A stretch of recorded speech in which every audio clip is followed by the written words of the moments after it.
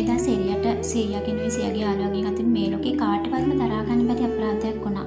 හැබැයි මහා වැස්ස එදා කිසිම කෙනෙකුට සිරියාගේ කෑ ගැසීම ඇහුනේ නෑ. සිරියා එළි වෙනකොට 5-6 දෙනෙකුගේම අතින් අතවරයට ලක් වුණා. ඒක එදා විතරක් සිදු වුණ දෙයක් නෙමෙයි, කාලයක් යනකම් සිරියාට මේ කර්මයට මුහුණ දෙන්න සිද්ධ වුණා.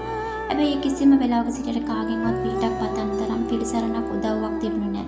සිරියාට හැමදාම ලැබෙන කිනිවතුන් නිසා සියා යහමින් සිරියාගේ ජීවිතය බිල්ලට දුන්නා. දෛවයේ සරදමට සිරියාට කාලයත් එක්ක හැමදේම පුරුදුනා.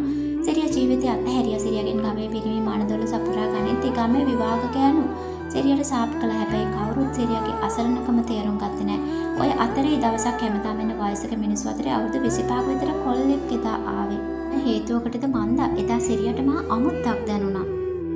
එදා ඒ කොල්ල කාමරයේදී සිරියා හිටිය වෙනදා වගේ බීගත්ත මිනිසෙක් කෙනෙක් ඇති කියලා. ඒත් වෙනදාට කසිප්පු ගඳ එන එදා ආවේ අත අමුතු සුවඳක්. අවුරුදු කාලකට පස්සේ සිරියා එදා ඔළුව ඔස්සලා ඒ මූණ දිහා බැලුවා. කොණ්ඩේ ක්‍රේල් ලස්සන කළු කොල්ලෙක්. වෙනදට හඩු පිටින් ඉන්න සිරියා චුට්ටක් එන්න කියලා තිරිච්ච දොරත් දෙන නාන කාමරයට ගියා. වෙනදට අපිරිසිදුව පිරිමි ගන්නකින් පහසට අසු වෙන සිරියා අද යහමින් ඇඟ සෝදගෙන එතන තිබුණු පවුඩර් එකක් ඇඟේ හලා ගත්තා. ටික වෙලාවකින් සිරියා කාමරෙන් එළියට ආවා. ඇවිල්ලා කවදාවත් නොදැනුණු ලැජ්ජාවකින් ඇඟේ දිගා වුණේ සීයා දෙන රාජකාරිය කරන්න. හැබැයි වෙනදට අකමැත්තෙන් ඕන දෙයක් කරගන්න කියලා හිටපු සිරියා අද නම් හිටියේ හිතේ මෝදුන මොකද්ද ලොකු හැඟීමකින්. සිරියාට කාලයත් එක්ක අද වෙනකොට වයස අවුරුදු 16ක්. සිරියා හරිම අහිංසක කෙල්ලකෙත් සිරියාගේ මේ මුළු ජීවිතේම සීයා විනාශ කරලා දැම්මා. කොහොම නැගිටින්න ටිකක් ඔයාගේ නම මොකද්ද? සිරියාට කට උත්තර නැතුණා. වෙනදට එන හැමෝම තමන්ගේ වැඩේ කරගෙන යනකම් සිරියා වචනයක්වත් කතා කරන්නේ නැහැ. මම සිරියා ඔයාගේ ඇඳුම හදාගන්න. මං ආවේ ඔයා හිතන දෙයකට නෙමෙයි. මට ඕනි මටම දඬුවමක් දී ගන්න. සිරියාට මොකුත් හිතා ගන්න බැහැ. මට තේරෙන්නේ නැහැ මහත්තයා. සිරියා ඒක දිග කතාවක්. මම එමීට කියන්නම්. මට මොකුත් කරන්න ඕනි නෑ. සිරියාට පුළුවන් ද මගේ ඔළුව ටිකක් අත ගන්න. ඔයාට ගොඩාක් පින් සිද්ධ වෙනවා.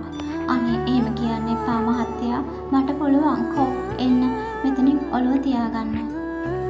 එදා සිරියා ඔළුව අත ගන්න ගමන් මිලින්ද සිරියාට සම්පූර්ණ විස්තරෙම කිව්වා.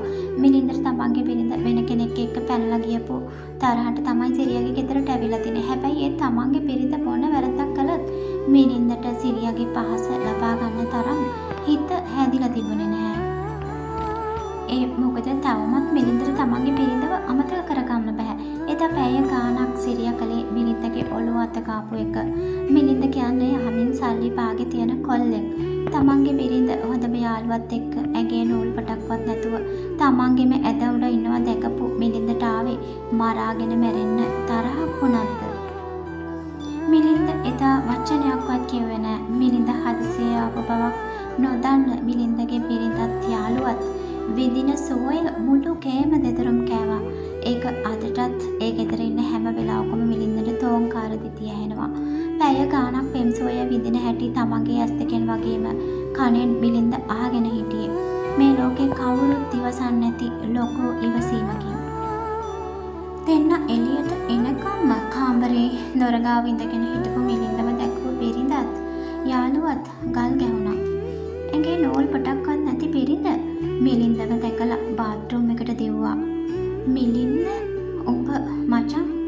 මිලින්ද ඔළුව උස්සලා ඇඟිලි දෙක කටට තියලා සංඥා කළේ වචනයක්වත් කියන්න එපා කියලා. ඊට පස්සේ මිලින්ද කෙලින්ම ගියේ අල්මාරිය ගාවට. එතනම බිම වැටලා තියෙන බිරිඳගේ ඇඳුම් දැකපු මිලින්දට හිතුණු දේ කියලා වැඩක් නැහැ. අල්මාරියෙන් බිරිඳගේ සියලුම ඇඳුම් එළියට දාපු මිලින්ද බාත්රූම් එකේ හැංගිලා හිටපු ඇයට අතින් සංඥා කළා සේරම පැක් කරගන්න කියලා. එදා එළියට දාපු බිරිඳ ගැන අදටත් මාසයක් ගිහිල්ලත් මිලින්ද කිසිම දෙයක් හොයලා බැලුවේ නැහැ. පොලිසිය එන්ට්‍රියක් දැම්මා විතරයි. සම්පූර්ණ ඇත්ත සිද්ධියම කියලා. අද මේ කතාව මිලින්ද සිරියාට කිව්වා. සිරියා ගාවට ඇවිල්ලා තියෙනෙත් බිරිඳ ගැන අමනාපෙන්. එහෙම නැතුව නරක අදහසකින් නම් නෙමෙයි. ඒත් සිරියා දැක්කා මිලින්දට මොකක්ද අමුතු හැඟීමක් ආවා. සිරියාගේ ජීවිතය වෙනස් වුණේ එදා ඉඳලයි. සිරියාගේ මුළු කතාවම අහපු මිලින්ද සිරියාගේ සීයට සල්ලි ගොඩාක් දීලා කිව්වා ආයෙත් සිරියව කාටවත් දෙන්න බෑ කියලා. ඒ වැරද්ද කළොත් හිරේ යන්න වෙන බව කියලා මිලින්ද සිරියාගේ සීයව බය කළා. ඉතින් ඒ නිසාම සීයා එදා ඉඳලා ගොඩාක් බය වුණා. එදා මිලින්ද ඇවිල්ලා ගියාට පස්සේ සිරියාගේ ජීවිතේ උඩු යටි කරුණා. එදා මිලින්ද සිරියාගෙන් සමවරගෙන ගියේ ආයෙත් කවදාවත් මේ පැත්තේ ඉන්නේ නෑ කියලා. සිරියාට ඒ කතාව ලොකු දුකක් වුණා හිතට. මිලින්ද එදා නොඑන්නම අද සිරියාගේ ජීවිතය ගොඩාක් වෙනස් පැත්තක තියෙන්න තිබුණා. ඒ දෙවියෝ එව්වා වගේ මිලින්ද සිරියාගේ ගෙදරට ආවම කාලයත් එක පාපතරයන්ට ගොදුරු වුණු සිරියාගේ ජීවිතය එදා ඉඳලා අලුත්ම පිටුවකට පෙරලෙන්න ගත්තා. මිලින්ද එහෙම ගියාට ආයෙත් එයි කියලා සිරියාගේ හිත කිව්වා. සිරියා දවස් ගානක් නොකා නොබී බලන් හිටියා. ඔය අතරේ හදිසියෙම සියට අසනීප වුණේ. එක පාරටම අතපය පණ නැතුව ගියා. දවස් ගානක් සියා ගොඩාක් දුක් විඳා. හරියට සිරියාගේ ජීවිතය විනාශ කරන කරුණේද මන්දා. දවස් ගානක් දුක් විඳලා සියා මැරුණේ. ඇස්වල කඳුළු පුරවගෙන සිරියාගෙන් සමාව ගන්නවත් අත් එක එකතු කරගන්න හැදුවත් සියට ඒකවත් කරගන්න බැරි වුණා. සියාගේ මිනිය වලදාන තරම්වත් මුදලක් සිරියාට තිබුණ නැහැ. සිරියාගේ කතාව අහපු රෝහලේ අය සියාව එහෙම වුම දානේ කළා. මොනවා වුණත් තනි නොතනියට හරි හිටපු සියත් නැති වුණාම සිරියා ගොඩාක් බය වුණා. ගෙදර තනියම ඉන්න එකයි, රෑ ගෙවා ගන්න එකයි, ජීවත් වෙන්න කන්න රස්සාවක් නැති එකයි ඔක්කොම එක පිට එක ආවා. දවස් ගානක් ගෙවිලා ගියා. සිරියා දැස්ස අතේ කල්පනා කරා. අතේ කීයක්වත් නැහැ. කන්න කිසි දෙයක්වත් නැහැ. මොනව කරන්නද හිතා ගන්න බැරි වුණා. රස්සාවකට කියලා කළේ සීයාගේ පහත් වැඩේ විතරයි. දැන් අකමැත්තෙන් උනත් හායි පාරක් ඒ රස්සාවටම බයිනව හැර සිරියාට කරන්න වෙන විකල්පයක් තිබුණෙම නැහැ. හැම දෙයකම හිත හදාන් හිටිය සිරියා ගමේ ප්‍රචාරයක් ගැව්වා හොර රහසේ. කාලයක් සිරියාගේ පහස නොලැබපු පිරිමි ඒ කතාව අහලා රෑ එළි වෙනකන් ඉවසෙල්ලක් නැතුව හිටියේ. එහෙන් මෙහෙන් කළුවර වැටිගෙන එනකොට එක්කෙනා දෙන්න සිරියාගේ පැත්තට ඇදෙන්න ගත්තා. හදිසියෙම හැමෝගෙම ඇස් උඩ ගියා. එකා දෙන්න පණ කඩාගෙන මිදුල හැම තැනම දුවන්න පටන් ගත්තා. මිදුලේ කාර් එකක් ඇවිල්ලා නවත්තද්දී වාහනයක හඬ ඇහුණු සිරියාගේ ඇඟත් වෙවුලන්න ගත්තා.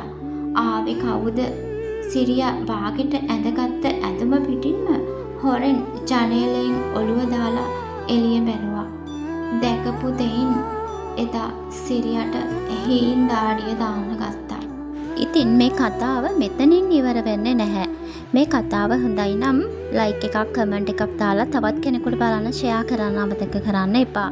ඒ වගේම තමයි ලස්සන අවසානයක් තියෙන මේ කතා මාලාවේ සම්පූර්ණම කතාව අහන්න කියලා ආරාධනා කරන ගමින් සමුගන යන්නම්. තවත් ලස්සන කොටසකින් ආයිත් හම්බ වෙන්න බලාපොරොත්තු වෙන හැමෝටම ජය වේවා.